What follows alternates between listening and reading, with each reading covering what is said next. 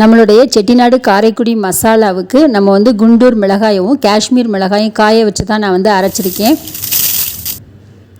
நம்ம வந்து காஞ்சதுக்கப்புறம் அதோடைய காம்பெல்லாம் ஆஞ்சாச்சு. ஃபங்கஸ் வந்த மிளகாயுமே நாங்கள் தனியாக எடுத்து சுத்தமான மிளகாயை மட்டும்தான் நாங்கள் வந்து பொடி பண்ணியிருக்கோம். பாருங்கள், இந்த மாதிரி ஃபங்கஸ் வந்த மிளகாயெல்லாம் இருக்கு இல்லையா, அதெல்லாம் தனியாக கிளியர் பண்ணி அது காம்பு எல்லாத்தையுமே வந்து நம்ம டஸ்ட்பினில் த்ரோ பண்ணியாச்சு. அதே மாதிரி மஞ்சள் பொடிக்கு பார்த்திங்கன்னா மஞ்சள் வாங்கி நான் வந்து 2 டைம் நல்லா தண்ணி ஊற்றி கழுவி காய வச்சுட்டேன். இந்த பாருங்கள், இது ஃபஸ்ட்டு ஒரு டைம் நான் தண்ணி ஊற்றி நல்லா கழுவி க்ளீன் பண்ணியாச்சு. இப்போ 2ஆவது டைமும் தண்ணி ஊற்றி நல்லா கழுவி சுத்தம் பண்ணி வெயிலில் காய வச்சு தான் வந்து மஞ்சள் பொடியும் நான் ரெடி பண்ணியிருக்கேன்.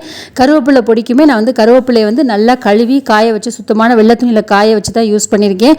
இப்படி தான் நான் வந்து மிளகா பொடி, தனியா பொடி, அதே மாதிரி சாம்பார் பொடி, இது வந்து முருங்கைக்கீரை பொடி, அது வந்து எள்ளு பொடி, கருவேப்பிலை பொடி எல்லாமே நம்ம ஹோம்மேடாக ரொம்பவே சுத்தமான முறையில் தான் நம்ம வந்து செஞ்சு நான் கேட்குறவங்களுக்கு கொடுத்துட்ருக்கோம்.